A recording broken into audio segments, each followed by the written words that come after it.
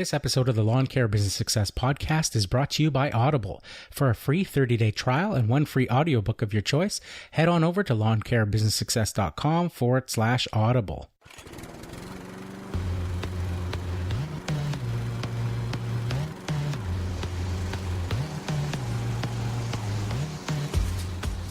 You're listening to the Lawn Care Business Success Podcast, the weekly show sharing proven methods and systems in marketing, equipment, and customer service, educational and motivational, to help make your lawn care business an overwhelming success. Now here's your host, Julio Tomei. Welcome, Lawn Care Nation, to another episode of the Lawn Care Business Success Podcast. I'm your host, Julio Tomei, and this is episode number 83, entitled Interview with Naylor Taliaferro, aka the Lawn Care Rookie. Well, hello, everybody, and thanks again for joining me this week on another episode of the Lawn Care Business Success Podcast. Really appreciate you guys tuning in each and every week and downloading the episodes and showing me your support. So excited again this week to have another great interview lined up for you guys, as per your requests of having some more interviews, trying to reach out to some people, and the Lawn Care Rookie was gracious enough to come and join the podcast and share a bit of his story on what his journey in the lawn care industry and how he's become a social media influencer. So that is fantastic, and we'll be getting right into that. As per the last interview that I did in episode 81, I'm just going to play the podcast announcements now in the beginning to get those out of the way, so I'm not having to break up the middle of the interview with any sort of breaks or distractions there. So we'll get into that and then get right into the interview right after the podcast announcements. Okay, stay tuned. Hey guys, if you have any questions or comments about the show, I'd love to hear from you. You can head on over to lawncarebusinesssuccess.com/contact. And while you're there, why not join my mailing list and get access to a free PDF document of a landscape maintenance contract you can feel free to copy and use in your own business. For you Instagram users out there, be sure to follow me at Lawn Care Business Success. And if you haven't checked out my videos yet, well, what are you waiting for? Be sure to subscribe to the Lawn Care Business Success YouTube channel. Now, I know you guys love listening to audio while you work as much as I do, so I've partnered up with Audible to offer you guys a free 30-day trial and one free audiobook of your choice. There's no long-term commitments, and you can cancel anytime. And get this, even if you cancel during the trial period, you get to keep your free audiobook. It's a great way to try the service and see if Audible is right for you. So why not give it a try? Head on over to lawncarebusinesssuccess.com/audible. Now back to the show. Hi, Naylor. Thank you very much for joining us today and agreeing to come on the Lawn Care Business Success Podcast. How are you doing? I'm doing great. Thanks for having me. No problem. I really appreciate you taking some time out to join us and to share your experience in the lawn care industry with my audience. So we're just going to get right into it. So tell us a bit about yourself and your business. Well, so, I mean, those of you that may not know, I have a lawn care business. I'm also on social media platforms like YouTube and Instagram, Snapchat, Facebook, all these different social media platforms. But that kind of was a byproduct from just starting my own business in lawn care and just kind of stumbling upon that. But I've worked in retail management for over 15 years, and for a while I think I've always had an entrepreneur mindset. Like, I've always thought about starting my own business, and I've always thought of I always had creative ideas and inventions, and in fact I actually invented some things and got a temporary patent on one thing, but cool. Nothing ever really worked out. But the point is, I always had those creative juices and was always thinking about these kind of things, and always thought about what, toyed around with the idea of what it would be like to have my own business, but I never really applied anything really to it for the longest time. And I just kept grinding in retail and for anyone that is not familiar with retail, working in retail, I mean, just sometimes even shopping in retail, like when it's busy times of the year, like I don't even want to be in Walmart or any places like that because it just stresses me out, let alone work in that environment, and then you pair that up with being in management. Now you've just hit the maximum threshold for any human being, to withstand on a daily basis. And they expect you to work all the time. You end up being, you turn into salary once you become management. They do that because, they have to, because they know that they're going to expect you to work all day, every day if that's what happens. Because when push comes to shove, if all your employees, it's just like working for a unionized company. If you work at Verizon or something, the managers are the ones that have to get out on the streets and get this job done if everyone goes on strike or something, which they did not too long ago. If you recall,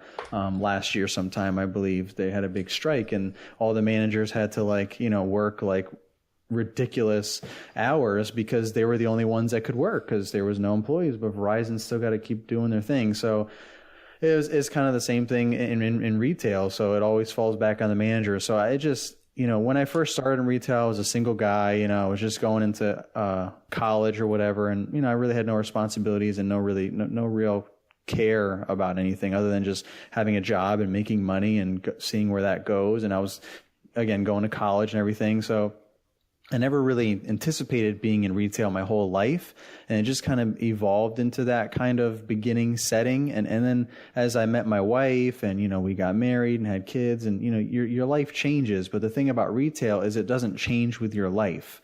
And, I can't speak for everyone, but I definitely have worked with hundreds of different individuals in the management program, supervisors, and even, part-time and full-time employees that have, just worked at the same place for many years or whatever. And everyone has the same kind of stories and the same, things to share, and how difficult it is to work in retail. And especially nowadays, I mean, it's just kind of getting worse because that's the way society seems to be going. And it's just always shop, now, fast. Everything's crazy. I mean, we don't even have Thanksgiving off anymore, really. It's like, you eat real quick and then you got to go into work and slave away with crazy people for hours and hours and hours on end. And so it's a definitely challenging environment to work in general, let alone having a family, because then your quality of life becomes really challenging to balance all that out, because you're just working all the time. And then when you're home, you're exhausted. So it's hard to really spend time with your family when you just want to sleep.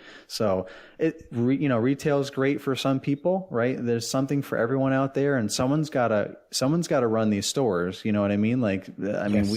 We have to buy our stuff from somewhere. It doesn't mean we have to have 50 different places to buy a shirt, but we have to have a grocery store. We have to have a place to buy our necessities and, our toiletries and some clothes and, emergency supply. You know what I mean? There's things that we need to buy in today's society to survive. We don't live on farms where we can be self-sufficient. So we need stores. We need retail establishments, but it's not to the extreme that it is now. And so because it's at that extreme, I think that's where everyone ends up just getting involved working, whether they have families or not, because the pool of single,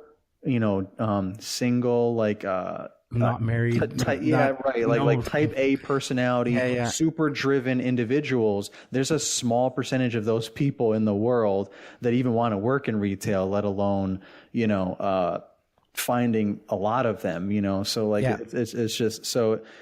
That's where you end up with just everyone kind of working. I mean, because it is an easy job, you're just sitting there, you're stocking shelves, folding things, cleaning things up, bringing people up on the register. For argument's sake, it is pretty easy, but it also is very challenging emotionally, and it could be physically sometimes, depending on where you work and what the requirements are. But it's just you get yelled at a lot. You got a lot of crazy people that you interact with, and you really realize what type of people are in this world.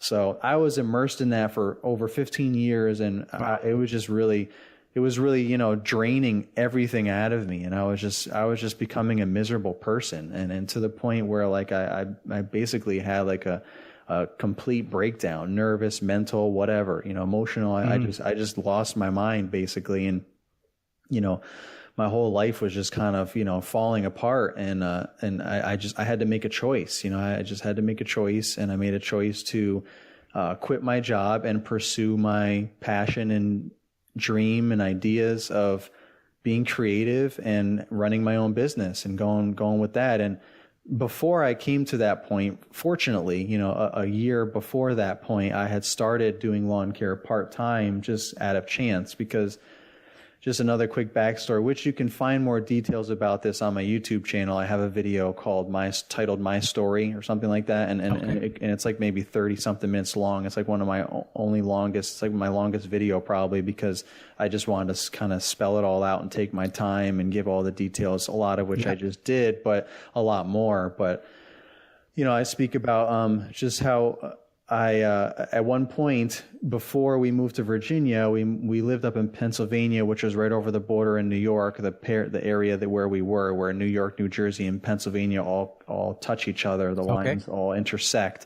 So we just kind of hopped over the border to PA because the taxes were cheaper and you get a bigger, better house for less money and all this kind of stuff. So we lived in PA technically, and it was up in the mountains, and winters were harsh, summers were few and far between, and the weather was just crazy. So I mean, thinking about getting into lawn care it seemed like an impossible task for me, because it was such a short season, and I'm like, how much money can I really make in that short amount of time? But I did kind of flirt around with the idea at that point, because I really got into lawn care, turf care, just grass and everything in general. Like I really discovered like a passion, because it just kind of invoked my creative side. I've always been a creative person. I went to school for fine art, majored in painting and drawing, and I took a bunch of other art classes, and I've always been creative in an artistic, or in the arts, I guess you would say, just however that is, whether it's, photography or drawing, sculpting, just being creative in general, visually, physically, all that. So that applied when I wanted to grow a lawn, because we had a house built up there and in Pennsylvania, and the builders didn't provide us with any grass for whatever reason. We learned so much from that experience and all the mistakes that we made and all this other kind of stuff, but they just basically gave us dirt. They just left it kind of the way it was, and they just kind of graded it out, obviously, so that it would be, acceptable, and keep the water running away from the house and all that kind of stuff. But there was no grass or anything. So we had to do that. So there was my wife and I were taking turns raking rocks and doing all kinds of stuff.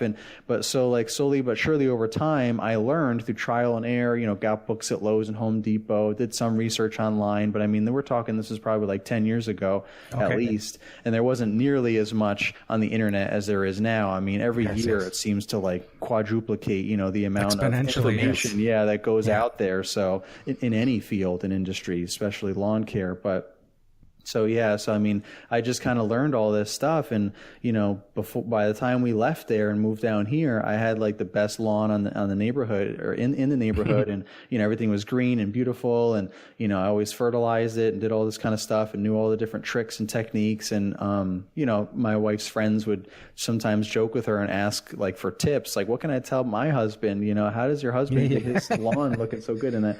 So I mean, that's where I really kind of got into the whole lawn care in general. And then my mother-in-law jokingly one time said, after a long morning of me push mowing my yard, I probably could have used a bigger mower, but I just, didn't want to invest that much. So I just push mowed I don't even remember how much square footage it was, but it was, now if I was doing that yard for money, I would definitely not be push mowing it. Let's just put it that way. Yeah, okay. So, but, after a long day of doing that, she joked like, hey, what, would you, it's a real shame that you're, like she just felt bad, that I was doing that or whatever. And I was like, oh no, I actually enjoy it. I mean, I don't necessarily enjoy spending half of my day off doing it while my family's at the pool or something on like a 95-degree day or something, but I still enjoy it, and I enjoy what it looks like when I'm done. It's just, I don't always have the time, and it is a little exhausting to do it when I'm working 5-6+ days and however many hours in retail and all this other stuff. So, but I do enjoy it overall if you took all those other things out. She's like, well, would you ever do it if anyone paid you?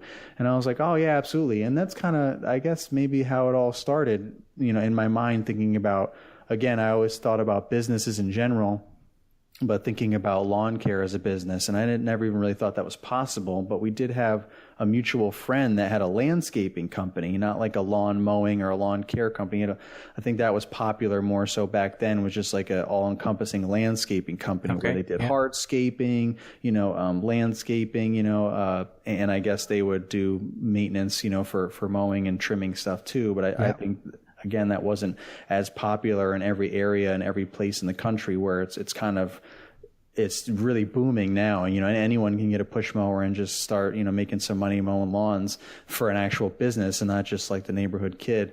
Yes.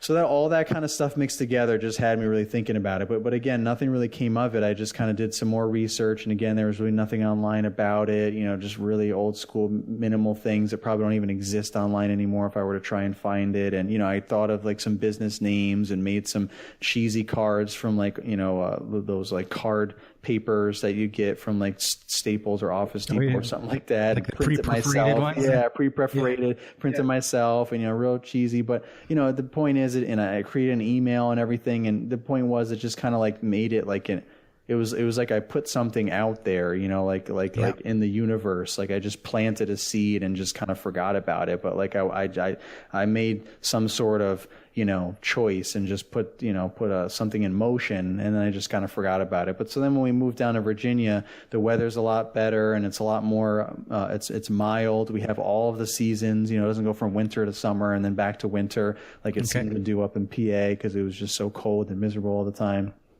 And, so it's a longer season. So it's more like 8 months instead of 6 months that you're actually like mowing lawns. And then you have all the other stuff you can do all around that and in between that. So that's where I was like, man, this would really be conducive to do that. And I never got rid of my homeowner stuff, my push mower. Yeah. So again, this is going into some different, topics that, I know we want to talk about, but, I started with a push mower, Ryobi trimmer and hand blower, because that's what I had. That's what I took care of my old house with. So I just took that with me when we moved down here. My wife's like, why do you still have that? Why aren't you selling that? And I'm like, well, we're going to get a house down here eventually, aren't we? Because at the time we just rented like a townhouse, because we're just moving to a whole new state and we didn't know anything about anything. We just wanted to find the right neighborhood and the school district and where we really felt comfortable and wanted to be, and then go from there.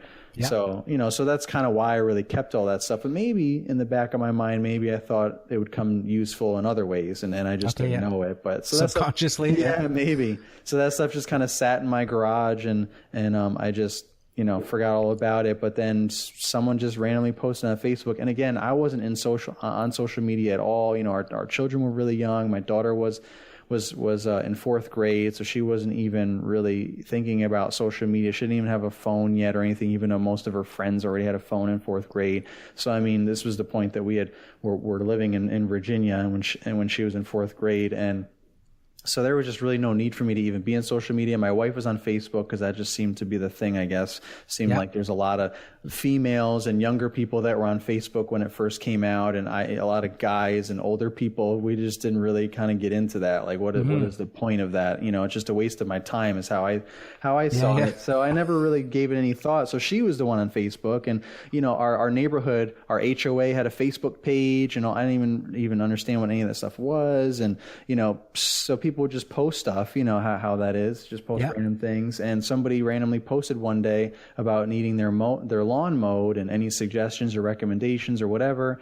And my wife always also knew in the back of her head, because I didn't do any of this stuff secretly. She knew that like I kind of, had this crazy pipe dream of an idea of, starting my own lawn care company or whatever. And I don't know if she ever really thought that it could become a reality or even a reality to what it is at this point. Maybe she thought it would just be some fun side endeavor or something. But she still had it. She still had it, on her mind regardless. And she said something to me about it, like, hey, this guy posted this. Do you want me to say something? And, that I think that moment defines everything from then on, because had I backed away, had I been my usual introverted, anxious, shy self, which, I'm very, I get a lot of anxiety about a lot of things over my life. And, it's something I'm still dealing with to this day and all that, which a lot of people are. And it's great that we talk about it and help each other out and all that. Yeah. But, I'm like listening going, is this my twin brother on the other side? But, it's something that we all kind of, and the kids today too, they're going through it even harder than we are, now. But so that's a whole another podcast topic. But, but at any rate, so had I not, had I done anything other than say, okay, and I think I kind of even got a little snippy with her about it too, sadly enough. Like, I think because, when you feel anxious and you almost become like defensive, you just kind of crawl into your shell and you lash out at whatever's trying to, mess with you or whatever. And you just see everything in a different mindset and it's not good.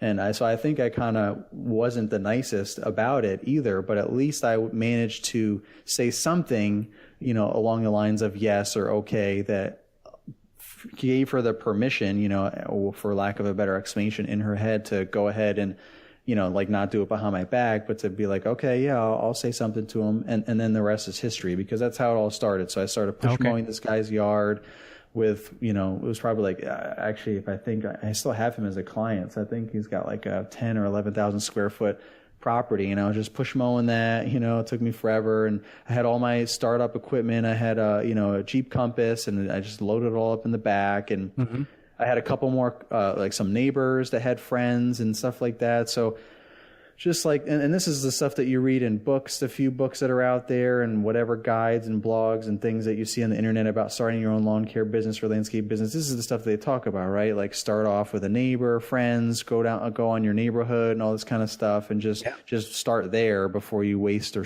invest money that you may not even have on marketing and advertising, all this other stuff. Just stick with all the free stuff that's right around the corner, friends, neighbors, family, all that kind of stuff.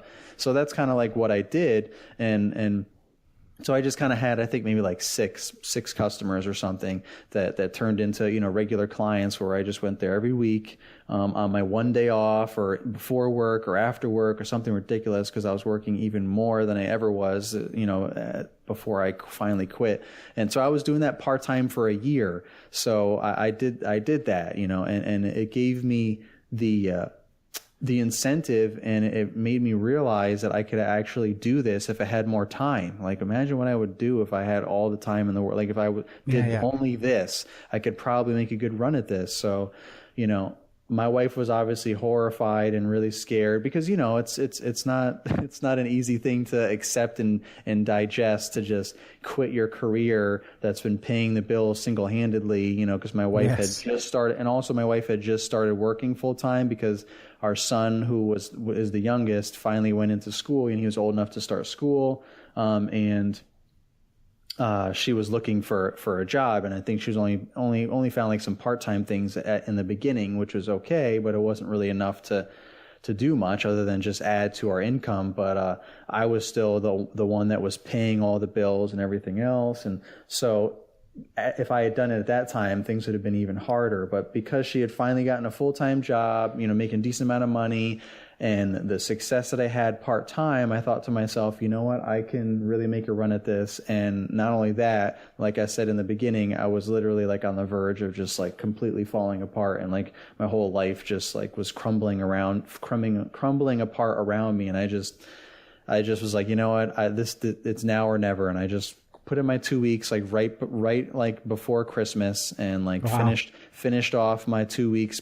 I think like they let me leave a little bit earlier, than that, which they always do when they're kind of upset with people for leaving them high and dry. Like, you know what, just go, just finish off the day and just be, be gone. We'll give you vacation time for the rest of the week or whatever, which normally they wouldn't do, but they just want to get rid of you. So I'm like, whatever. It was nice knowing you too. Forget about everything I've done for you people. It's all about what are you doing for me right now? Who cares about what you did in the past? So it's really cutthroat and kind of cold and heartless sometimes. But not everyone's like that. Not every company, but it is what it is, and that's been the majority of my experience. So then I I started doing lawn care, and it's been a really exciting journey. And I'm not going to say it's been worry free or challenge free, definitely not, but it's definitely been the right thing. And I feel like I definitely chose the right path. I made a choice and I stuck with it. And it's like some of the things that I started way back in Pennsylvania 10 or so years ago, it's almost like those things are like popping up little by little, without going into too many more specifics or details. Just like little things will happen. I'm like, oh my gosh, that's crazy. It's almost like I literally put something in motion 10 plus years ago that now is coming back to me with interest. Yes, it's just crazy. And so I just keep building on that and rolling with that. And and that's where I'm at. And then the whole social media thing just kind of happened by default because, when I quit, right around Christmas, so I had the whole winter off, right? There was no work that you would really do anyway, unless you're doing snow removal. So it was a good time for me to really immerse myself. And I had a ton of vacation time, right? Because I never had time to take it. That's just how it is. Yeah. They give you, you work for some companies and their perks are you get all this PTO, personal time off, that accumulates every single day that you work, every 8 hours that you work. It adds up. But then you can never take any days off because like everything's blacked out. So unless you want to take like Tuesday through Thursday off, that's my vacation.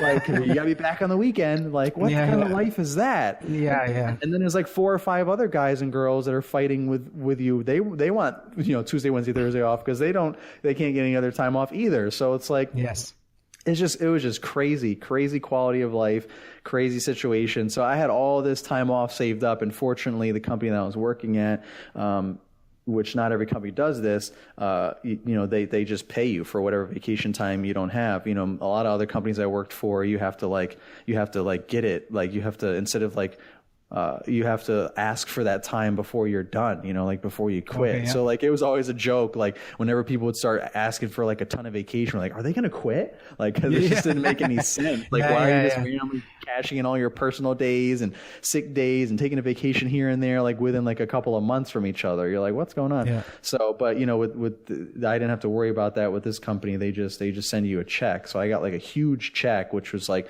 couple of months worth, I believe, of like my salary, because I just had all this vacation. I had weeks and weeks and weeks that I never took, and you get to a certain threshold and then you stop accumulating. So you take your little minimum, that you can, so you keep accumulating. But so I just had all this vacation. So it was like a little savings. So that was also so helpful. It was a bit of a buffer there. Right, exactly. Not a savings for me to buy equipment, just a savings for me to pay bills, to take a breath. Right, exactly.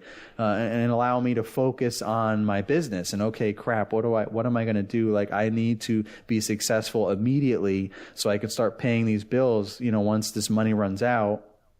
And, I had till the spring so it all kind of worked out timing wise, because I had the winter off anyway. And I had, money to pay bills, and I was able to focus during that time because there was no work to go after anyway. And I was able to find out what work did I want to go after and what work, and like how, like what work can I do? Like some stuff I didn't even experience as a homeowner. So it's like, what can I research? And that's how I stumbled upon this whole social media, YouTube, lawn care community, green industry community and social media. It was really like in its baby stages, and I remember I just was Googling stuff all the time, and how it is, pictures and videos always come up and links to stuff. That's how Google works, to give you the information. So like I would just see videos and I would click on them, and sometimes they were a lot of times they were just old videos, something that someone put out a year or two ago, maybe to promote their business, or maybe who knows what their motive was, but then they never did anything. You go on their channel, they've got like 5 subscribers and like 2 videos, from like years ago. And it's like, okay, well that's a good video, but that's it, like you comment on their video, they never respond, one of those things. But then I stumbled upon guess what video? The same video that probably everyone has seen in this community. Not necessarily the specific video, but the person, which was Geek to Freak. Yep. Because he was the one that started putting out. I mean, there was the lawn care nut too. I stumbled upon some of his videos, and he was more homeowner driven anyway, so that worked out. Yeah. But as far as like from a day-to-day life and how to have a lawn care business, that's why Geek to Freak, I think, really appealed to me and a lot of other people, in addition to resonates with a lot of people and stuff. Yeah, because you're like, wow, this guy's living it every day, and he's, he was really captivating and funny and all this kind of, he was really real and honest, and he had kids and he had a really good story, and he was never no attitude, no bragging about this or that. It was just like, this is what I'm doing. I'm using this equipment. It's, it may not be the greatest equipment or whatever. I don't have the fanciest truck. I don't have, the fancy logos and stuff, but this is what I'm doing and this is what works for me. Right. And I think because of that helped people really buy in, because it didn't seem like something that was unachievable, because he didn't have all this fancy stuff. And you're like, I can't afford that. You're like, man, he's just push mowing yards, and he's feeding he lives by himself. He's paying his rent, and he's feeding his kids, and he's doing all this push mowing like 1,000,000 yards, and videotaping it and entertaining. Yeah. It's like our own little reality sitcom or something. So But so that's how I stumbled upon all that, was a couple of his videos, and I'm like, what is it? Like, it was like how to trim pampas grass or something, I think, because I was looking up trimming stuff like bushes or shrubs or hedges or whatever, and one of his videos came up, and then I went to his channel and I saw that he had some legitimate stuff, and then I had to actually make an account, so that or maybe I had an account before that, just a regular generic YouTube account, so that you can like and subscribe to stuff and comment on things. I don't even know why I would have even done that, but my channel says 2012, is when I started it, but I feel like that. What's that? May 19th, 2012. May 19th, yeah. But I know that that's not when I started watching Geek to Freak, you know what I mean? So for some reason I must have started doing something on YouTube for something, just out of some sort of obligation of something. But so I already had, I guess, a channel. So I just subscribed to him and just started watching him. And then it just started becoming a community thing. Everyone commenting and watching, and we just started getting to know each other through the comment feeds. And some other people started putting videos out, like Spencer's Lawn Care and some of these other, like Keith Kelfis, obviously, started becoming some early adopters of this whole thing and just getting on YouTube. And I think they were all inspired by Geek to Freak. I mean, he was the one that was kind of doing stuff on YouTube before, and then someone noticed that he was doing lawn care and said that he should maybe do that. So he was just putting lawn care stuff on there. And, so he was kind of one of those early YouTube adopters anyway. He was already playing around with stuff and doing things on YouTube. And then he started doing this whole lawn care lifestyle thing. And that's where it all blew up and created this awesome community. And I just wanted to be a part of that, like a lot of other people, in whatever way that I could. And I did one of the hardest ways, which was go on YouTube and start making YouTube videos and somehow hope that people watch it and like it and, become part of it. My goal was always, I just want to be a part of this community. I want to help, I just want to be a part of this community, help give back possibly to, any of the other newbies that are, because I knew there was a lot of people just like me that were starting out, because I could see them asking questions, and, they're asking a lot of questions that these guys, even Geek to Freak, he had been doing this his whole life. So it's sometimes they don't realize that they're talking about stuff that's way over our head, starting out, or things that, are years away from us. So why tell us about these things when we can't implement it right now? I mean, it's still good goals and things to have. But so I was like, man, I'm going through these things, and I would have my own questions, and I couldn't find answers on the internet or on any of these YouTube videos that these other guys were starting to put up. So I'm like, man, let me just, as I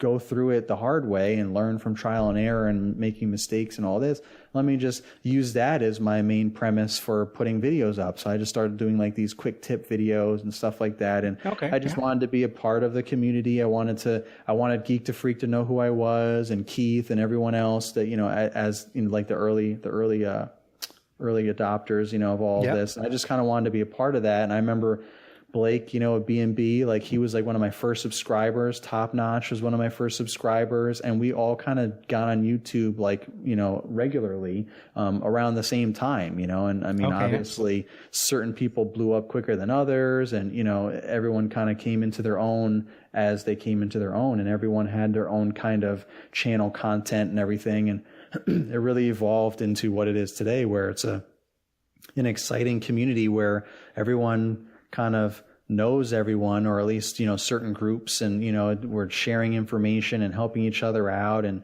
entertaining each other along the way and meeting up with each other in various places, whether it be the GIE Expo or other different places, discovering that we're close to each other in some cases and going and meeting up and hanging out and all this kind of collaborations, and it just keeps evolving and evolving and evolving. And it's only helping our business, and it's helping other people that want to start a business as well. So, So yeah, that answered actually a lot of questions. Yeah, that answered a lot of. I'm going down the list, and you're like, okay, you just answered that one. You just answered. Yeah, that's awesome. That's how it goes with me. When I get you're used to talking, that's what happens. You just talk. So. Yeah, so I was gonna say, you just answered the why share on YouTube question that I had just jotted down.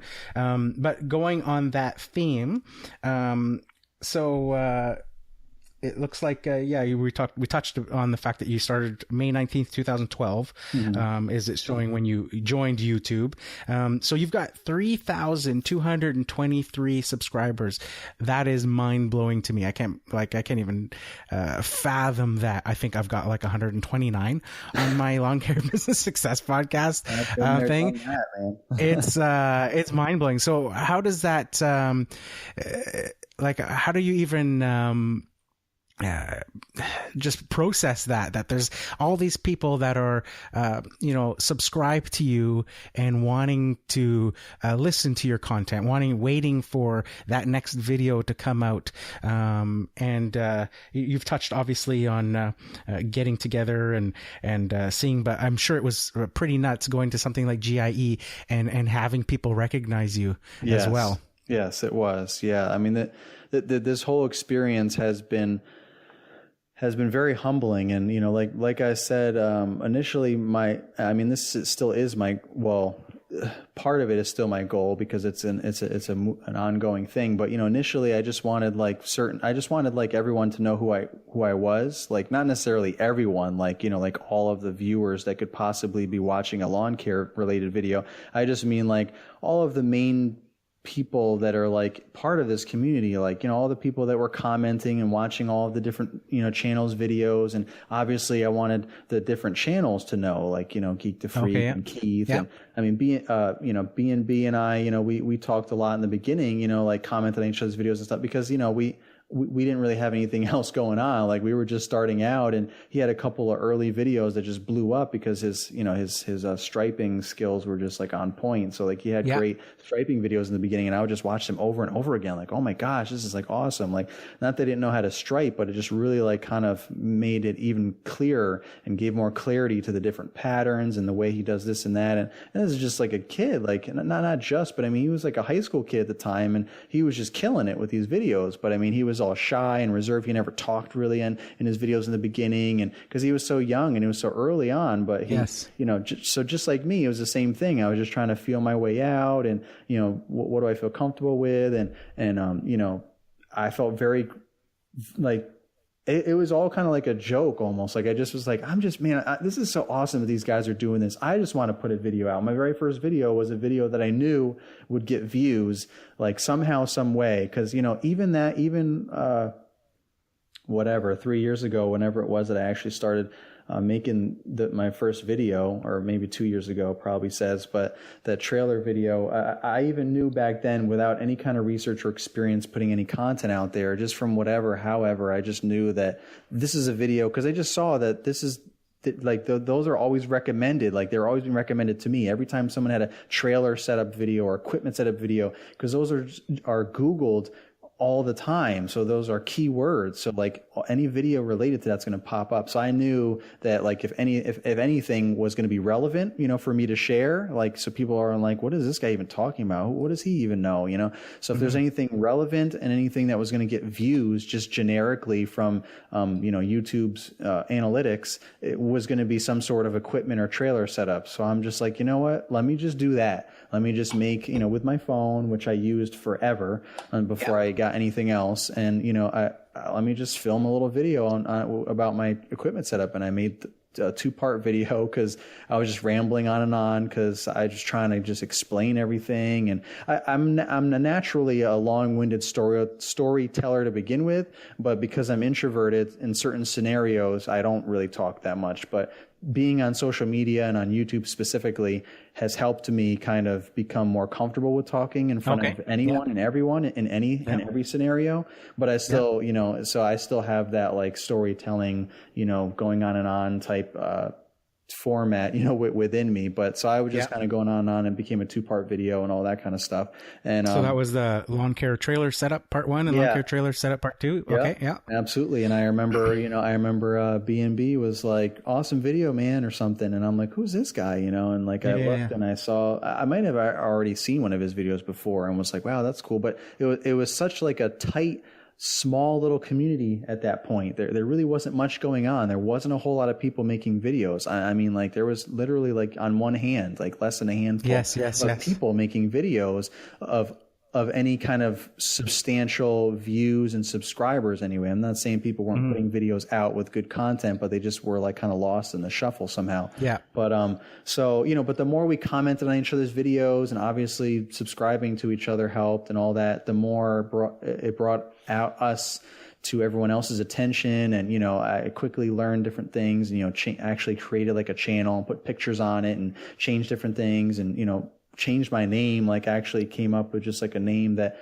honestly, the reason why I came up with the name was because that's what I was. I was a lawn care rookie. So I wanted to be honest and wear my label on my shirt and on my forehead and for everyone to see and, and not criticize me. It was kind of like a safety net for me. Like, hey, I'm just kind of throwing ideas out there, stuff that I'm learning and things that I've come across in my short time here in this industry. So don't hate on me or anything. I mean, it's not going to be something that the 20-year vet is going to give any benefits from. But I remember one of my tips, Brian from Top Notch, that's when he shouted me out on his channel, which he had he probably had what I have now back then, a couple thousand, few thousand or whatever subscribers. And he had just, caught my channel or whatever, subscribed to it, probably because I commented on his stuff, and he looked at it and he subscribed and saw this one video that it blew his mind because he had just never heard of what I was talking about. And it was just like the simplest and now seeming silliest thing, but it was just about the details and not trimming, like when you're going along the house and you got all these, backflow pipes and sprinkler things, you don't want to just hit that with the trimmer and bust it open or kind of give it a little crack and then it starts leaking out a little bit. Yeah. But what do? Do you leave the grass just looking all disgusting and all that? So I just would use kind of like hand scissors, not like scissors for like your house, but like yard scissors, like the big super long ones. The shears. Yeah, the shears. And I just for whatever reason I had them. I don't know if they were left over from when I think I actually had them from being a homeowner. I had a lot of miscellaneous hand tools from then. So I just got those out of my truck and figured I'd use them one day. And that's what I would use to cut around those areas like every so often. I wouldn't do that after every single job because it didn't grow that much. But when it got to a point where it was noticeable and it looked like, it needed a haircut, I would just go and trim it like that rather than ripping it out with my hands, because when you do that, you like rip it all out, like roots and everything. And then you've just got a bunch of soil there. I mean, you can be careful with it and use 2 hands, but again, you're ripping the grass. And that's like what we talk about, why you need sharp blades, because you don't want to rip the grass, because now you leave these, ratty edges that are going to could possibly get infected and brown tips and all that stuff. So that all of that, I was a top-notch homeowner. I knew my stuff. So, I mean, I may not have known on a professional level and how to apply that necessarily as well to a business mindset, but I knew how to make stuff look good and how to keep it healthy and all that. Mm-hmm. So I just was cutting them and showed that on one of my quick tip videos, and that like blew his mind, because he apparently used to be in worked for a big lawn or landscaping company before he started his own, and so he's been mowing lawns commercially for other companies for forever. So it's not like he didn't just start off out of nowhere either. He just started his own business, for the first time, but he knows a lot about the business, not necessarily all of the pricing and all that, but he knew all the basic mowing and all that kind of stuff. But he was like, I've never heard of that before. And all the years that I've been doing this, I've never heard of that. So I got a ton of subscribers after that because he had said that on his video and said, go check out his channel and everything. So that was cool and everything. And that's cool.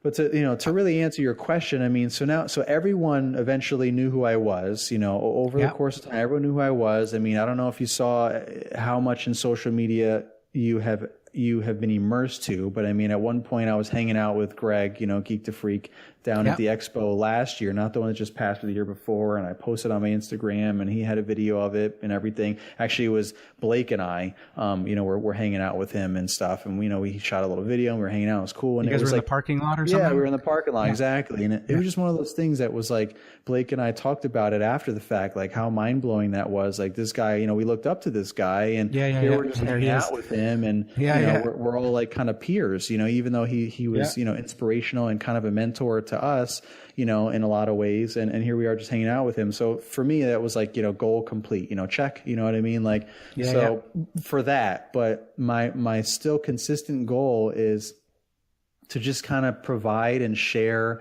any valuable knowledge and info or content of any kind in social media, whether it be YouTube or wherever, to help anyone else, start a business, or if they're struggling with a business, or they want to start a business, or maybe just in life. Because some of the videos over the years don't even really have to do with lawn care, other than me being in my truck, or in the middle of doing some sort of lawn care work during my day. But I take the moment because I was thinking about it for whatever reason, because it was affecting me maybe that day, and I share something about a struggle that I'm going through, or a challenge I'm going through, like being defensive, or holding in my emotions, or whatever it happened to be, that can just apply to anyone for any reason. It doesn't have to do with lawn care at all. It doesn't even have to do with business at all. So some of those things I've shared too, and I've gotten comments from people, and DMs from people, or PMs from people, whatever platform it is, has a different name for it, but basically little messages from people saying that I helped them,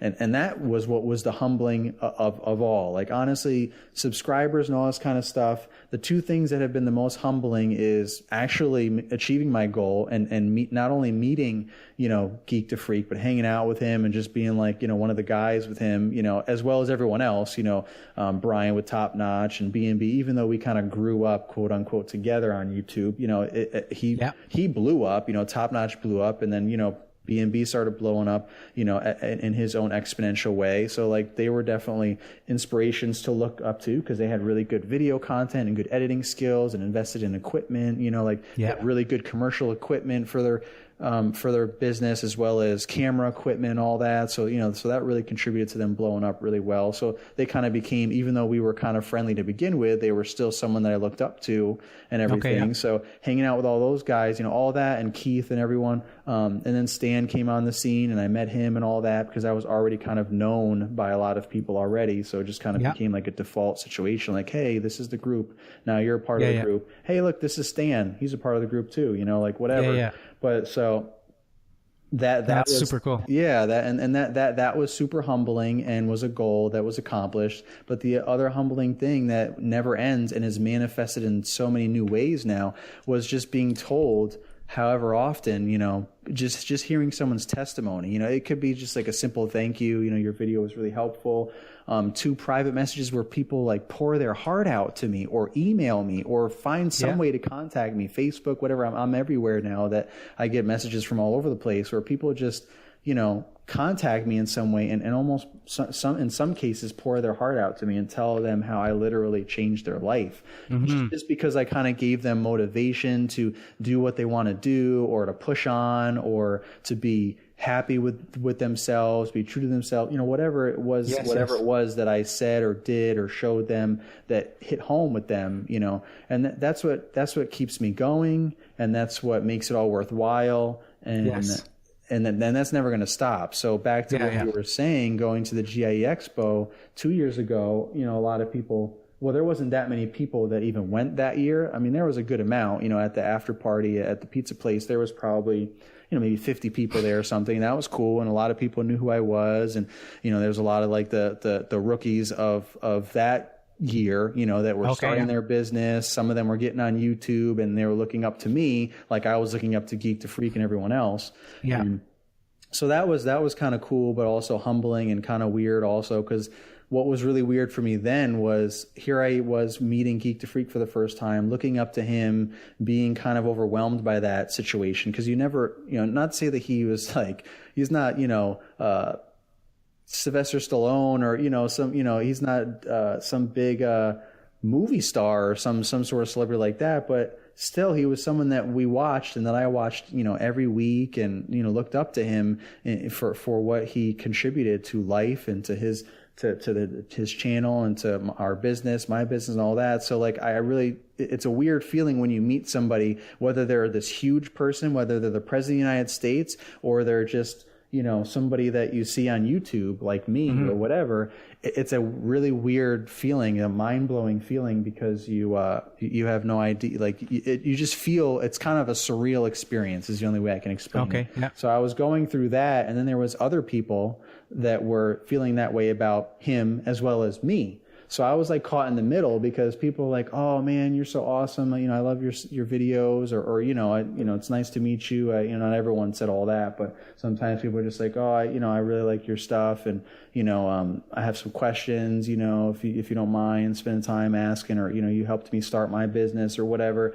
All that kind of stuff. So I was being humbled by that, and then still being overwhelmed by meeting, Geek the Freak and all these other guys. So that was a unique experience. Interesting. In itself. And then this past year was like a whole nother thing. Like even Blake was like, this is mind blowing. He was like giving speeches for companies and, it's just crazy, getting photographed for magazine covers and all this crazy articles. All in a year. It's insane how quick. That's how social media is, it's really quick and you can react and engage with people immediately. That's just it's the internet and social media. So that whole experience was mind blowing, because there was literally hundreds and hundreds and hundreds of people that we saw the 2 days that we were there that were constantly coming up to us, and and we would break up into different groups, and I hung around with Brian from Top Notch a lot of the time, and then I hung out with Brian Ring for a little while, and Ring Lawn Care, and hung out with Blake and Andy a little bit, Cut and Clean and B&B Lawn Care, and I just kind of, whenever I saw people, I would just hang out with them for a little while, but I still had my own agenda and things like that, and so did they, and things we wanted to see and people and things we wanted to do and whatever. Yep. But, every time we were together or not, we were always being stopped by people. And it was kind of crazy, because we really felt like the tiniest bit what a celebrity must feel like. And it's really humbling and overwhelming all at the same time. So, yeah. But it's great though. I'm glad that we have helped a lot of people, get through some tough times, as well as make up their mind and start something new and exciting, or change something in their business and help them along the way. But it's all about just contributing and sharing and providing value. And I'm glad that really came out in full force, like the fruits of our labor. Not that it's really hard work, to post stuff on social media, but it does take time. We're up late sometimes editing things. Yeah. So it's not like we just do it and it's no big deal and it's like whatever. We're still trying to film stuff and make sure we're saying the right things, doing the right things, edit it, make it look decent, or we're posting stuff on some platform and make sure it looks good and it's edited or the picture looks right. And we're doing all that in between while we're working, or spending time with our family. So that's a balance and all that. So it's not like it's, labor free necessarily, but all of that work that we did and all the stuff we put out there, it was really rewarding and also humbling to see it kind of come to fruition, at the expo. So Cool. So I'm just going to step back a little bit, and I didn't want to interrupt you there, but you were talking about when Brian Ring commented on your video, and you had mentioned something in the video that he hadn't really thought about and stuff. And it's funny that you said that, because I was watching one of your videos, and the same thing happened to me.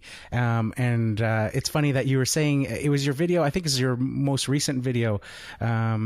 That you were talking about the bump heads on the trimmers.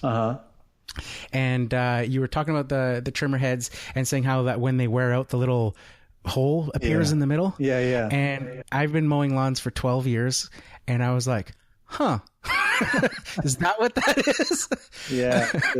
I was like, I never. And then you say something about, it's just something I had to learn on my own. And I'm like, okay, I guess I just learned that too from the Lawn Care Rookie. Yeah. And it's funny that you mentioned like your name. I love your name, Lawn Care Rookie. It's fantastic, because obviously you're sharing your journey, like you said, and sort of trying to, let people know that you were just starting out and stuff. But as time goes past, and in the beginning of that video, you say for you guys just starting out, and this is the now famous Lawn Care Rookie on YouTube, and he's saying that, and it's a good lesson to people that, it doesn't matter how long, you're always learning. Right. I've been doing it for 12 years. I had no idea that little hole was telling me to change the bump head.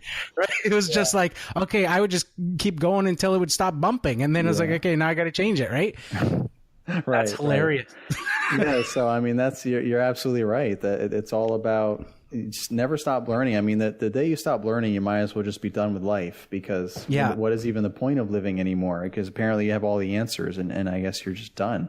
But you should never stop learning it, because that's what makes life fun and exciting and rewarding. Because hopefully whenever you learn something, it adds value to your life that you can either apply immediately or somewhere down the road, or pass it along to create value or add value to someone else's life, whether it's your kids or friends, family, whatever, a stranger, whatever. And then that's what it really needs to be. And that's what social media really does well is, aside from, obviously you can't have all the good without all the bad. So aside from all that other junk that's out there and all the convoluted stuff and negativity and people posting stuff for all the wrong reasons and all that, social media in its most basic, truest form is to communicate with people anywhere in the world quickly and efficiently, and that's really what it's all about. And we've really been doing that well within like this green industry community, for lack of a better label, over the years, and it just keeps growing and growing. And I remember how just like I was saying, from the first after party where there's like maybe 50 people, to the second one last year where, unfortunately Geek the Freak wasn't a part of it anymore and all that. But, things still, when you plant the seed, it grows, and, whether you're there or not, it's going to, nature is going to take over, the environment's going to nurture it, and it's just going to keep going, and someone else might take over, care for it too. So, but you don't necessarily have to be there anymore. So fortunately,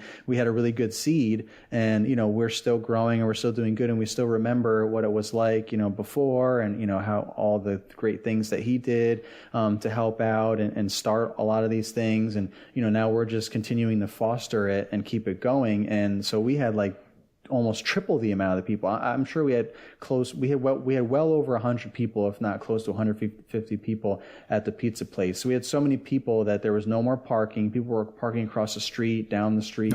People like turned around and left because they didn't even know what to do. They get in there. And, it was all standing. There was no room for anything. I mean, someone asked Blake for an autograph. People were standing in line to meet Keith. To try to get in? No, not to get in, like when they were in, to just to meet Keith, because he was just standing there at one point, and everyone was just filming him, and his wife was trying to help film him and everything, and everyone was just waiting to talk to Keith. And he even said in one of his videos from the expo, he's like, this is mind-blowing. There's a line of people waiting to talk to me. Like, this is just crazy. But so even though we're in those situations and we're the ones that it is because of us, it's just as much because of everyone watching us too.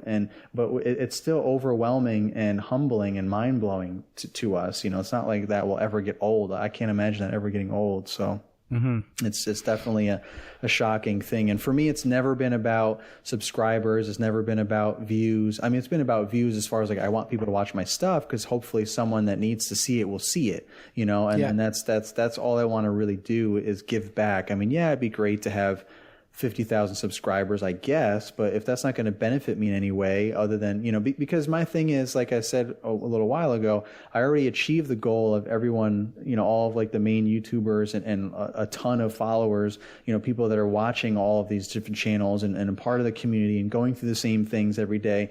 They all know who I am as well as a lot of these other guys. And that was really all I wanted, so that because that meant that I achieved a far enough reach so that, or a big enough reach so that I can hopefully get something out there that someone might benefit from. It doesn't mean that they're going to necessarily watch that video that day. Stuff happens, but hopefully the way life works and the energy of the world, things will link up sometime whenever it needs to, as long as I put it out there, someone will hopefully find it. And it's not like I'm just starting out and no one knows who I am and I have, 5 subscribers or something. So subscribers does help because it's giving you views, loyal subscribers, they get a notification normally, or they're looking through their feed and they see you got a new video and then they go watch it if it sounds interesting. And most of the time, it's going to sound interesting to most of your subscribers, but not everyone's going to watch every video, but at least you're getting views. And then that helps YouTube figure out what to do with your videos. Like if you never get any views, then it just stays like that. YouTube's like, I don't even know what's up with this video. Like this or something, that the computer can't figure it out. It looks at all your keywords, tags,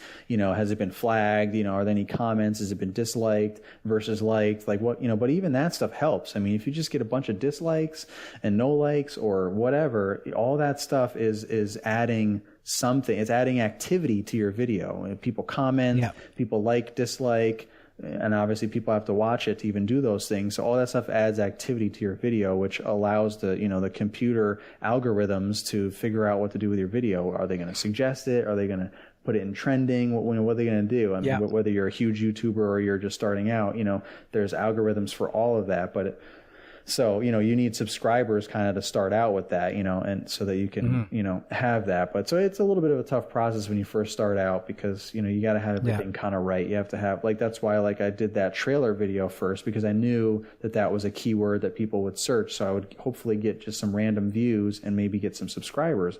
And I was blown away when I first got a view. I don't know if it took a couple of days or what, but I eventually got a couple of views and I was like, oh my gosh, I can't believe it. And I remember telling my family that, I decided to start putting, because they knew I was watching this stuff, because it helped me grow my business. And I remember telling them, I'm going to start putting videos on there, and they're just like, okay, it's kind of like a joke, So, and now look at how far it's come, now it's become an actual lifestyle, and it's actually been, a part of something bigger, than me and any of us. And that's really cool to be a part of that. So that actually leads me to another question that I just jotted down. Now, I know, ironically, I sent you a bunch of questions, but we're kind of going off in a different direction, which I totally am completely fine with. So I jotted down that happened the last time too. So. So it's totally fine. The questions are just the guideline and stuff, and it's not a big deal. It's just sort of something we can use if there wasn't anything to talk about. Right. But obviously with you, there's a lot to talk about. So my next question is, so how does your family handle the whole social media aspect? And I know you mentioned you had a teenage daughter. Yes. So I don't know if you're probably I'm small potatoes compared to you. But I even joke with my teenage daughter when she, first came to me, sort of, cause I handle all her downloading of apps and stuff for her phone and things like that. And she asked me if she could have Instagram. And I was like, well, what's that? And this is a few years ago now. And she explained to me and I was like, well, that's kind of useless. Isn't that the same as Facebook and sort of thing? Right. I said, whatever. So I, downloaded it for her.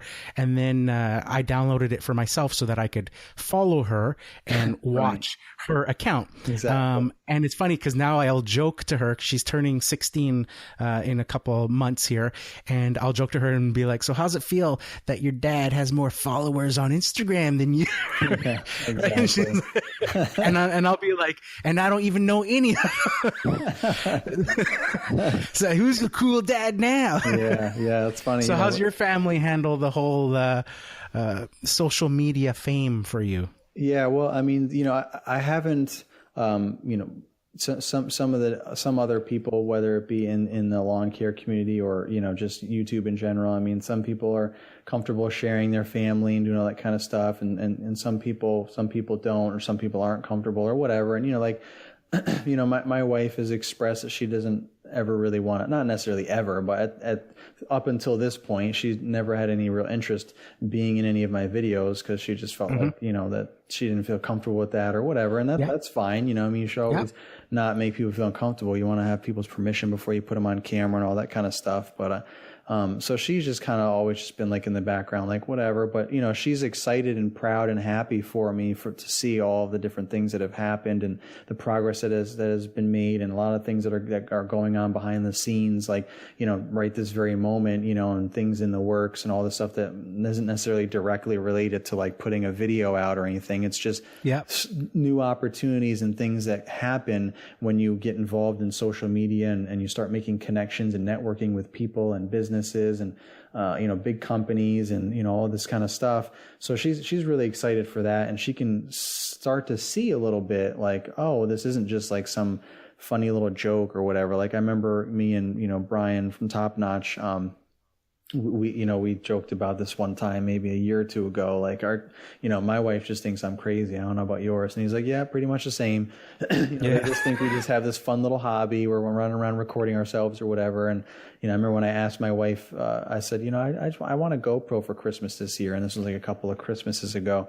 She was like, for what? And I'm like, for my channel so that I can actually make some legitimate videos. And she's just like, really? Like, I'm like, yeah, I think maybe I had like 1,000 subscribers at that point. So I'm like, I think this is legit. Like I'm actually putting out some good content. People are watching it and, I'm kind of a part of this community and people are starting to know who I am. And, went to the, I didn't go to the expo at that point yet, but I was like, I'm just using my phone and I'm just really limited to what I can do with my phone. I can't really get any kind of action shots or film myself really doing anything with my camera. It's really hard to get it set up in the right way, hit record and, run over and get on your mower or whatever, grab your trimmer. It was just getting complicated and GoPros are becoming really popular and everything else. And they just had like a million different models, and it seemed like a lot of the other YouTube lawn care guys were starting to get GoPros and doing all this cool stuff with their camera angles and shots and being on the mower and all this kind of stuff. So I'm like, I just wanted to kind of do my little take on that, not to maybe go to the extreme. I don't want like 10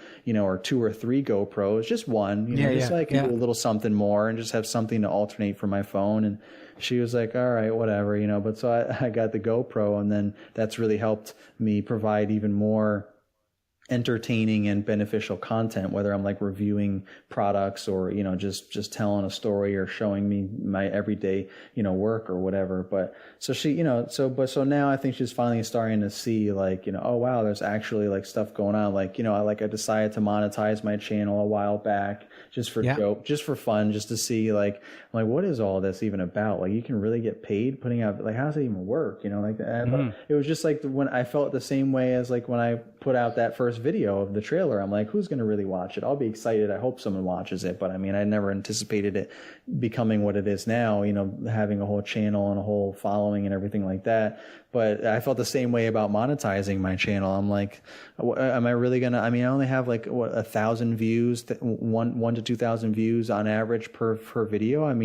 That's great. I don't want to sound, and that's another thing. We kind of get caught up in this mindset, like everything is relative. So to you, you're like blown away because, you have 100 or whatever you said subscribers, and you look at 3,000 and you're like, man, how the heck do you get to that point? But I'm like, how in the world does Stan have 50,000 and how did Blake get to 12,000 so quick and Keith is at 40,000, you know what I mean? Like, and I was mind blown that Geek to Freak jumped up to 40,000 and change before he left. Like this stuff just all of a sudden just like boom explodes out of nowhere. So like it's all relative to your situation, you know what I mean? So as humbled as I am and as good as it is and as grateful as I am to have 3,000 subscribers, like I don't think of myself as like the same caliber or level as far as like channel size and reach. I don't have 1 million views on my channel yet, like Stan and probably even Brian from Top Notch and Keith and, all of them, they have a lot more views and subscribers. So I'm looking at them like, wow, man, how in the world, like, I don't think I'll ever get to that point. But again, back to what I said, I just have to tell myself, remind myself that it's not even about that. As cool as that is, because you can get a bigger reach, I've reached a lot of people, and I think, you know, I've accomplished that. And now I think there's a bigger picture for me than, you know, necessarily being, you know, on the face. Like I told Blake, I'm like, you're the face of the community. You know what I mean? You're in magazine articles, your videos are like out of control. Like you're the face of the company, you know, for lack of a better explanation. You know what I mean? Like, you know, like some of us other guys like myself, we're like the behind the scenes guys, you know, we're the directors or the, you know, the whatever, the CEOs or whatever, we're the producers. We're trying to, you know, get stuff going behind the scenes and put together after parties and all this other kind of stuff, and meeting with, you know, companies and trying to get new exciting things going on and all that kind of stuff. That's what I'm really trying to focus on. And yes, I need to have subscribers. I need to have views. I need to have relevant content in order to keep that in my favor, in order to have the advantage. You know what I mean? Like if I didn't have a YouTube channel, no one would be talking to me. You know what I mean? Like, of course. Toro would be like, who are you? You know, so like, you know, so I obviously have to understand that and respect that and utilize that to, you know, the full advantage that I can to help, you know, help the community and everything else. But yeah, so overall, you know, my family hasn't really thought that anything was super, you know, like over the top, like I'm famous or anything like that. But I definitely think my wife, because back to the monetization thing, in the beginning it was like, oh, I got a few pennies or something, you know, big deal. But you know, eventually it started to add up to a little bit. You know, again, nothing crazy. Like I'm not making a ton of money by any means, but it's kind of like something to help put back towards, you know, YouTube. You know, whether it's buying, you know, stuff for a camera or something like that or whatever. It just kind of helps. You know, with that whole situation. So so anyway, you know, that's you know, my daughter though, she definitely gets a kick out of it, and she thinks it's like, you know, she thinks it's the funniest thing, and the coolest thing. But because she's a teenager and she's into social media, but I was similar to you, where I just got on these things to just, you know, like check oversee her and things like that. But just make sure they're safe and all that. And exactly. You know, my son's too young to really get it. Although, you know, it's funny, the other day or this school year, he was like, he has our school district, they give them Chromebooks. So they have like their own little laptop type thing, which is cool. And they can interact with the teachers and get all their homework assignments and stuff like that. So that's a cool thing that I'm sure not forward thinking. I'm sure not every school district does that yet, but ours does. So that's pretty cool. But the point of the story is because he had that, you know, you can, just like any other computer, you can like have like a background and, you know, a screensaver and all that kind of stuff, and put pictures or whatever you want. So like, it was funny, I guess one day in school, he looked up Lawn Care Rookie, because, you know, he knows that what I'm doing, but he doesn't really get the whole gravity of the whole situation. And I don't really know if he has an opinion whether he thinks it's cool or not. He's just like, whatever, but he knows what it is and all that stuff. So he just typed in Lawn Care Rookie one time and got a whole bunch of pictures of me that came up on Google, and he found one that he liked, and he made it like his screen thing. And like his friends were like, who is that? You know, cause I guess they could tell that like I was like a fictitious, quote unquote, looking person, you know, because it was like a clip from like a video or something. So like, you know, these kids are pretty savvy, and they're like, who's that? Why do you have that guy on anything? He's like, oh, that's my dad. My dad's a Lawn Care Rookie. And you're like, what? No, he's not. What are you talking about? Like, they were all like, he had to like convince them and show them. I don't remember what he said, but he had to show them something else or prove it some other way. I thought that was pretty funny. Yeah. But my, you know, my daughter, she's a teenager. So again, I was following along with her, all these things like Instagram and all that. Even though I was doing the whole YouTube thing, I still hadn't really just gotten into any other social media platform like I am now. But I got on Instagram and Snapchat and just to monitor, you know, and participate in what she's doing. And now like it's turned into my own, you know, my own thing, my own, you know, Lawn Care Rookie account type deal, and just all about interacting with our community and all that. But you know, I still see all her stuff and, you know, like it and all that. And she sees my stuff and likes it. And I think she thinks all in all it's pretty cool, you know. But every now and again you still get that, I can't believe you posted that, Dad, like type deal, you know.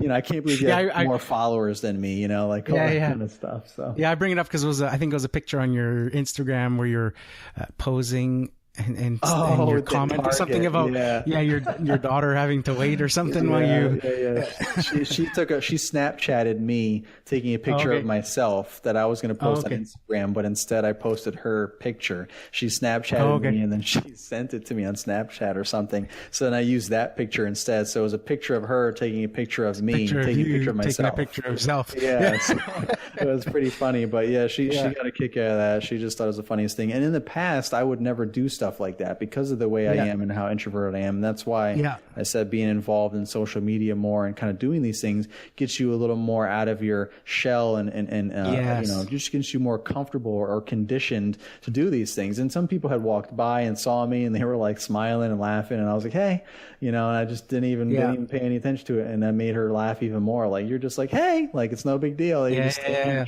with this dog. Yeah. You know, but when you actually look up the tag on that, there's actually like thousands of people that did that. That's actually the point of that dog. Like, that fixture is there for that reason. You're supposed to hashtag Target dog or whatever it was, and that's just to bring, you know, just another marketing thing for Target. Yes, of course. There's like thousands of other people that did it, so it's not like I'm just some weirdo that just social media that did it. You know, some weird dad. It was just funny in the moment, and she was like, oh my goodness, but she thought it was funny. The social media is a great way, and sharing on YouTube and Instagram, I find as well, to, like you say, if you're introverted, I know obviously I talked about that with you before we started, being super introverted. I've mentioned before on other podcasts and stuff how, you know, besides my wife and my kids, my brother, sister, brother-in-laws, rest of my family, nobody knows I have a podcast. I've been doing it for 2 years every week, and nobody knows because I just don't want, you know, being introverted and stuff, and putting myself out there and then having, you know, any sort of negativity, just trying to stay away from, you know, just, and not things that people would mean, but, you know, you get the, like you mentioned before, staying away from that. Somebody may just off the cuff comment of something of, you know, well, that's not going to work, or what a waste of time, or that sort of thing, or like you were talking about how, you know, with your wife sort of, and Brian's wife thinking it's just sort of some hobby on the side and stuff. Right. So I try to shield myself from that. And I'm seeing with you guys through your example, how it brings you out of your shell, and how when Keith is sharing those moments of insecurity and all that. And I know with my life how I've missed out on tons of opportunity because of being too shy. Having, you know, whether it's job offers or things like that, and not going through with it because it was uncomfortable for me to be around other people and share and all that sort of stuff. And I don't want the same thing to happen with my kids. And I start to see it a little bit with my son being shy and stuff like that. And I keep telling them, don't do that. Just, you know, who cares? Just go out and, you know, if the person's asking you to do this, don't be shy in the corner. Just go out and do it. Like, big deal. You know, it's not going to kill you. And it's one of my reasons for personal growth, for doing the podcast and trying to slowly get the YouTube sort of going. And, but like I explained, doing it sort of more tech review type things. Right. Whatever makes you comfortable. Yeah. Yeah. Tutorials and things just to get started first, and then hopefully work my way up a little bit more. But it's amazing though, the social power of social media, like you were talking about, and just growing. And you were mentioning how, like, working with Toro and things like that, and just starting, and just to people out there listening, just go for it. I, just before the Christmas break, I don't know if you listened to some of the podcast episodes and stuff, but I did a review for SureCan gas cans. And at the time I was looking them up, and I was like, I want to, you know, approach these companies, tell them issues I've had with certain equipment and things that I've had, and see stuff that they're putting out that looks like it would solve my issue. And I was looking at, and I noticed that B&B Lawn Care was like a SureCan advocate, and he's on their website, and Moorman LS was on their website, and I'm looking at their statistics, and like you said, B&B's got like thousands of followers, and Moorman's got like thousands of followers, and I looked at my Instagram account, and I've got 200 followers, and I'm looking, and I said, you know what? Who cares? I'm just gonna approach them anyways. Yeah. And I emailed them and said, hey, I've got a podcast. I've had these issues with these gas cans in the past. Your product looks interesting. Wondering if you'd send me a sample so I can review. And the next day I get a response and they're like, sure, sounds great. And I was like, are you kidding me? No, it's Who crazy. am I? These guys are sending me, and I'm in Canada, and they're sending me, and they're like, well, what size do you want? And I said, well, I'll take, the smaller size. I'm trying to be like, meek. I'll take the smaller size. And, if you're gonna send me another one, then I'll take, another smaller one so I can put mixed fuel. No problem. What's the address? Oh man. And my wife gets home from work that day and I'm like, guess what? And she's like, what? And I'm like super excited. And I'm like, I emailed the company and said, do you want to send me a product for me to review? And they said yes. That's crazy, right? And I was like, I've only got 200 followers on my Instagram. And, and my, the podcast I've been doing for 2 years and stuff. And, I gave them the download numbers and stuff for that. But still, it was mind blowing to me because I think of you guys and going, I'm like nowhere near these guys. I'm not even, on YouTube as far as a recognizable sort of person or anything. Mm-hmm. Yeah. And it's mind blowing. It is. And I that's awesome that that's worked out for you and that you're utilizing social media for one of its benefits of, helping you get more comfortable with yourself and helping your kids now. The same thing. Cause I feel the same way and I've done the same thing. So that's awesome because I totally agree.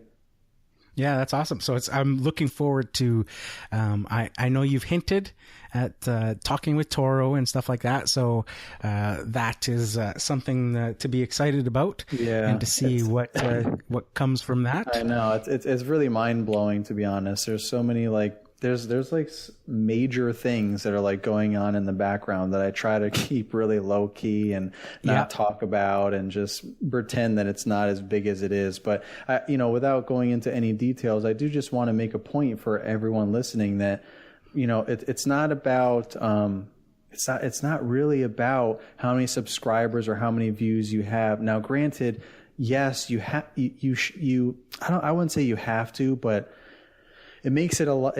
You should have at least something, right? If I said, if I wasn't on YouTube, then I wouldn't be on any.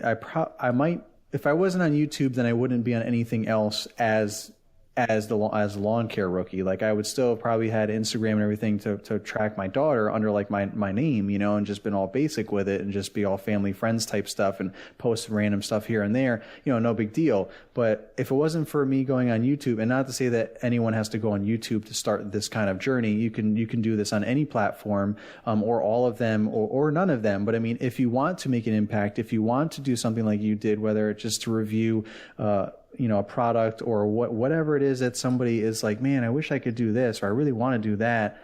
Just do it, because you don't have to have, 50,000 subscribers. I mean, yes, does it help? Heck yeah. I mean, Stan is like the, I don't even know what it's called. The head ambassador. That's a horrible way to say it, but he's like the ambassador, like chief ambassador for Echo. Like he has conference calls with Echo on a regular basis, and they talk about the brand and marketing and, specifically with social media influencers and, who's the next person do we think that we should communicate with and have them, review our products and, what are your opinions? And, they're constantly sending him free stuff for him to use and abuse and put on all of his things and all that.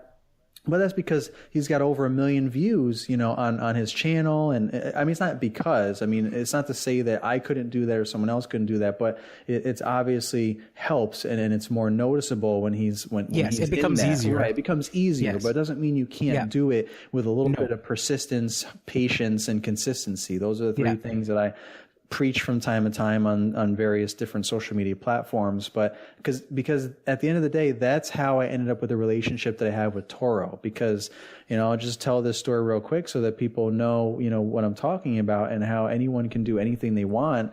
You don't have to have, thousands of subscribers or millions of subscribers on YouTube or any other platform. That just helps. But, you're an example, and plenty of other people that I know in the lawn care and landscaping community of social media land have done some things on their own also, not necessarily, with a big company, but, they've just done things that some people might have thought that they couldn't do. And they don't have necessarily a big following. They might have a few hundred of something here and there, and that's it. But they just took the initiative. And the thing is, all you have to do is just ask. That's the one thing over the last year that has been a real, revelation and eye-opening is you'd be surprised what you get when you ask for it. So no kidding. All right. And again, it does help. Like I said, if you have a big following, the bigger the following, the bigger the reach, the bigger impact, and the more value you are perceived as to these big companies. Because, again, they want to make money. They're businesses. That's the whole point. They're not just going to, they have charities, but you're not one of them, So, so you have to have some sort of value to them. But but my thing was I just kept emailing Toro. It took me a year. I started last winter emailing Toro, I emailed to several companies actually. And Toro was the only one, go figure, of all of the companies, right? Toro is probably one of the biggest companies in the green industry. And they're the one you would think not to even bother with. Exactly. And they didn't for quite some time. I sent them several emails. I tried to find any email on their website that I could possibly find. I talked to my dealer, and because he's got a sales rep and all that. And, I tried everything that I could. Well, maybe not everything, but I tried a lot of things. And then I took little breaks because I would get frustrated that I wouldn't get anything back. I'm like, really? Because not for nothing. At the time I did have a couple of maybe 2 or 1 or a YouTube video about Toro or something at the time. I reviewed something and it had several thousand, more than that probably at the time. It might have had 10,000 views or something at the time. And that's pretty good in my opinion. I was like, wow, this is exciting that this video has this. So I was using that as hey, look at the video that I put out. I really support the Toro brand, and so on and so forth. And I just wanted, and all I was doing was I just wanted to get a free hat or something. I just wanted to get something, but not for myself, to give away on some platform, whether it be Periscope or YouTube or Instagram. I see all these other guys, getting stuff from a lot of the smaller companies, which is probably a lot easier to get SureCan to send you a gas can than it is for Toro to give you a free mower or something. What I mean? Of course. I was just asking for a hat, or a T-shirt or something. So I was starting with the smallest thing possible, just saying, hey, I have a following of whatever. At the time, it was probably only 2,000 subscribers, which is still good, but I was more stressing the fact that I have a video that's got 10,000, views, and it's all about my Toro walk behind and reviewing it and everything else. And so, I just kind of repeated myself over and over again over the course of the year. Took little breaks because they weren't even responding. And I'm I was getting frustrated. And then I would, kind of get momentum again and say, let me try again and whatever. And finally, I randomly got a response from this generic type email situation, of please get, somebody, that's what it was. Somebody forwarded my email to someone specifically. And that person responded to me saying, we appreciate your support. Or they didn't even say that. They said we'll send you a hat. What's the mailing address? Thanks for your support. It was something super just stop annoying us type thing. But here's the thing. I got the email. I saw, because the person that forwarded it, I don't know if you can even do this. I'm not that email savvy, but the person that forwarded it to this person didn't, they didn't block anything. So I saw the person's name, where it was going. Email. Yeah. It wasn't the generic RLC@toro.com or whatever nonsense for every marketing, person that wants to contact Toro, where they probably get thousands of it on a regular basis. It wasn't that generic thing where they've got a handful of people that monitor that email and just spit it out wherever it needs to go, or redirect it or delete it or whatever. It was actually to a person. It was actually to I don't even know who she was or what her purpose was, what her role in the company, but it was a person. And I was like, all right, I've got a name. And that's, and that's, that's where it all evolved from there, because then I started emailing her directly, and I started emailing her directly and all this kind of stuff. And, it became a little relationship. And then you go from that to me putting that woman, her name's Lisa, in one of my videos, or in my video at the GIE Expo when I was in the Toro booth. Like I met her and I wanted to meet her in person, and we were talking and stuff, and put her in my video. And I just want people to understand that, because that's mind blowing to me, that I go from trying to email Toro, one of the biggest companies in the green industry, in the world, internationally and everything, and getting nowhere, to just kind of chipping away little by little. And then I get something and I chip away, and then I get something else, I chip away, to a year later, now I'm hanging out with them at the expo in the Toro booth, and they sent a representative to our after party to give away hats. And now I have these people's contacts, and, it's just crazy, like we're going to have, like there's things, in the future going on, and, conference calls and all this stuff. And it's just all from me just being persistent, consistent, and patient. Yeah. So that's awesome. I'm not saying anyone can contact Toro and have the same results. I'm just saying that anyone can just try and do something that they want to do, and something will happen out of it if you stay consistent and you're persistent and you just have some patience. So and just believe in yourself and be authentic. Right. Don't lay it out why it is that you want to do this, and all that sort of stuff. I feel fortunate now thinking, because I'm 3 for 4 on asking companies for stuff, right? To that's review. Awesome. So I've got only one company that's turned me down, and I've got 3 of them that have sent me things to review for the podcast. So I feel very fortunate about that. And like I say, just you do it, and you can't be discouraged by the no's. And it's amazing what you said about this past year being a year of, learning that you can ask for things. And similar journey, same sort of thing. I remember watching some motivational videos, and Jim Carrey's in one of them, and he's talking about, I'm here to let you know that you can ask the universe, what is it that you want, and that you can ask the universe for it. And I'm here to let you know that you can ask the universe for it. And listening to Jim Rohn, I'm not sure if you're familiar with Jim Rohn, but he's one of his seminars and stuff, and he said, I've been reading the Bible lately, and I discovered that in it tells you how you can get anything that you want. And he says it's laid out clearly in there. It says ask and you shall receive. Yeah. And he's like, a guy ought to look into that. That's funny. Yeah. Right. So, and I started to think about that, and it really changed my mindset this year, from not only asking for, a product to review, but asking people in my life to help me out with stuff, and to reaching out to the lawn care rookie, who I would have never, I'd be like, this guy's he's going to laugh at me if I'm asking him to be on my podcast. Right. But just doing it and sending out an email and saying, hey, you want to come on my podcast? Yeah, right? Absolutely. And you never know. The worst they can say is no, right? Yeah, exactly. Right. And it's not the end of the world.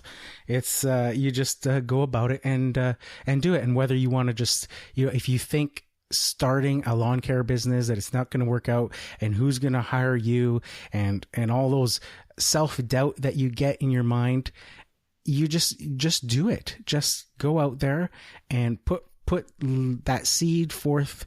Like you were saying, you plant that seed, and it's amazing when you just take the steps, what happens. Absolutely. Even when you think there's little to no growth and nothing's happening, it's always happening. You just got to plant the seed. You just got to put it out there into the universe, and things start to happen. It's amazing. Absolutely. That's a great way to start wrapping up the podcast there with that. Yeah. So I was just about to say, we've covered a whole bunch of questions. We've been on for quite a while here. So I just want to, obviously we've covered a whole bunch of stuff here. So we have, for people that want to follow you, obviously on YouTube, The Lawn Care Rookie. Mm-hmm. And as well as Instagram, and you mentioned you're on Snapchat as well. Is that the same? Lawn Care Rookie? Yeah, everything is Lawn Care Rookie on YouTube, Instagram, Snapchat, Twitter. But again, that's kind of a not as popular platform at this point anymore. But I'm still on there, and then also Periscope, Lawn Care Rookie. Okay. So. Awesome. Pretty So much the last every question. major platform out there. I mean, I'm on Facebook, but not as Lawn Care Rookie because that's more business and personal related. Yeah, for your business. But I connected with hundreds and hundreds of people in this industry through there too. And it's funny because sometimes we're like, who is that? Because we have different. We have it's like Lawn Care Business, or whatever. Lawn Care Rookie, like on Instagram, it's a business name, and you don't necessarily know what their actual name might be, and you see them on Facebook, and you're like, wait. And you got to figure it out, and you got to look through, and you're like, oh, that's right. So, but yeah, it's the same thing with me. I never converted, although I did make a Lawn Care Rookie Facebook page, but just for the simple fact of me connecting it with Instagram, so I can get like analytics and all this other kind of stuff. But not for me to like be doing anything with it, really, like posting anything. At least not at this point. So.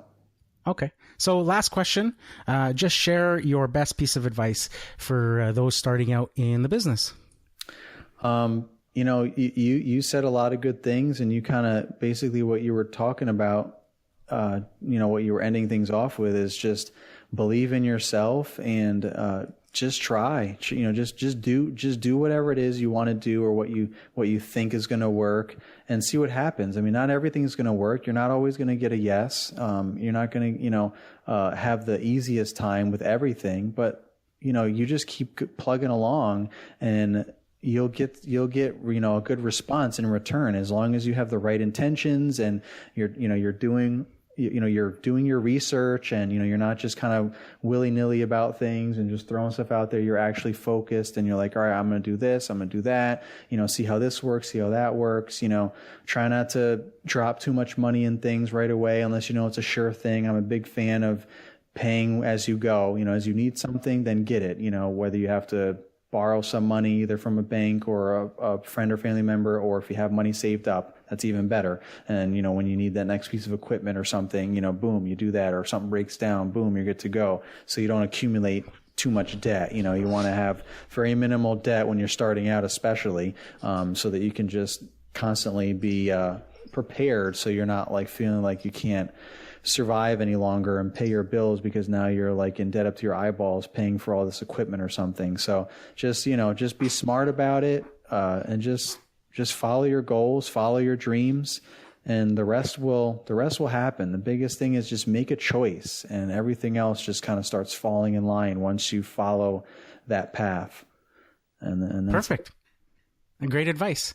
So I'd like to thank you again for coming on to the Lawn Care Business Success Podcast. And like I said before, I really appreciate you taking the time out to talk to us. Absolutely. I appreciate you having me. Thank you very much. Well, Lawn Care Nation, I hope you enjoyed the interview with Naylor Taliaferro, a.k.a. the Lawn Care Rookie. I'd encourage you guys all to go and check him out on all of his social media platforms. I'll put a link in the show notes to the Lawn Care Rookie's YouTube page. If you're listening to the podcast from your iPhone, you can just click on the logo, the Lawn Care Business Success podcast logo. That'll flip that around in the podcast player on your iPhone, and the show notes and links will be there. You can tap on that and go straight to his YouTube page to check it out. And also, if you guys would like to come on to the Lawn Care Business Success Podcast and have a similar interview and share your story with everybody, I'd encourage you to contact me. You can contact me at lawncarebusinesssuccess.com/contact, or any feedback on the show as well. I'd love to hear some feedback on this episode as well as the other episode 81 with Conley Ibsen. Whether you guys like the interview style shows versus the traditional shows that I've been doing. The previous 80 episodes where I'm just talking on my own. So if you guys could give me some feedback, that'd be fantastic. And as well, if you have any suggestions of who I should reach out to, any other lawn care business related, or maybe YouTube celebrities that you guys want to hear from on the show, maybe you can give me some suggestions on who you guys would like. That would be fantastic as well. So I guess that's all for this week. Here's to wishing you guys all overwhelming success and freedom in your lawn care business. Bye for now.